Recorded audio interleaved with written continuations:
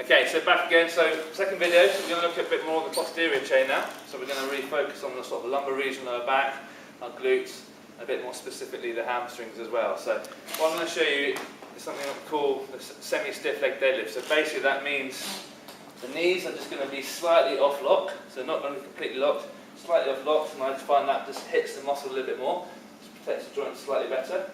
But then we're just going to make sure that stays in that position when we're using the bar. Okay, so without the bar, so you can see properly, we're just literally going to keep the weight on the heels, push our bum back and up, almost as a cue to keep the back there, so it's not rounding, so you're just literally trying to keep that tilt.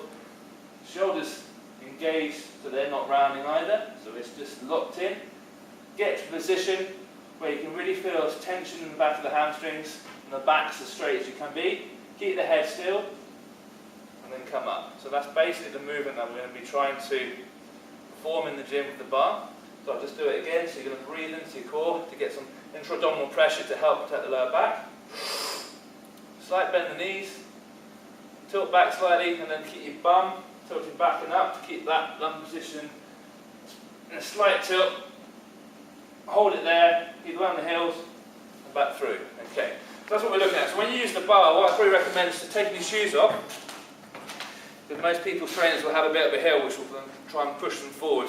We want to be really engaged with the floor and keep the weight on the back of the foot as best as possible. So when you're using the bar, just take a stance when your legs are pretty much going straight down, so not in that position or not in that position, pretty much straight down like so.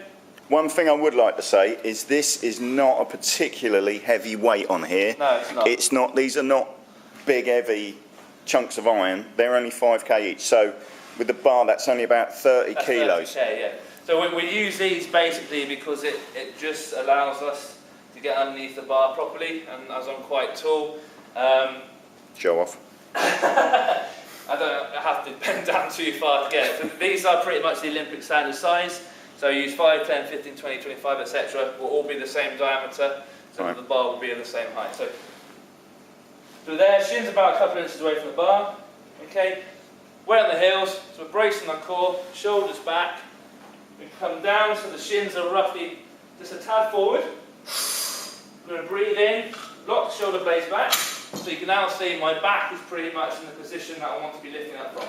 Next, rather than you moving our hips up, what a lot of people do, just think about pushing through the floor, keeping the bar on the shins, and then just pop it through our glutes. So there's our start position. And now again, weight on the heel still, soft knees, pivot our bum back, keeping our shoulders braced, through. So one more.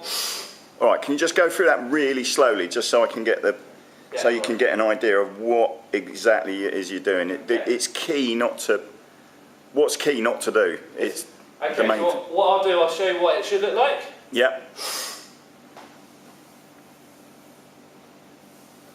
Right. Okay. And what I'll do now, I'll show you what most people tend to do. So they either come back and then they forget about that tilt position at the bottom, so the ground.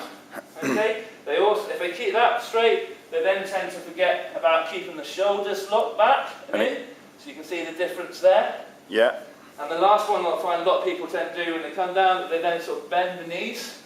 Right. This isn't necessarily an issue if you're doing a deadlift, but if you want to really emphasise hamstrings, keep those knees just off lock, but then still. In a lot of these videos, you're going to see us referring to the posterior chain. Yeah. What's a posterior chain? It's basically the muscles at the back of your body. And they do what for runners?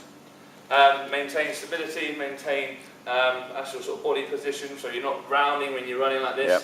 And obviously, especially going up hills, your glutes and your hamstrings are really going to be firing to help increase the power to go up the hill a lot quicker. All right.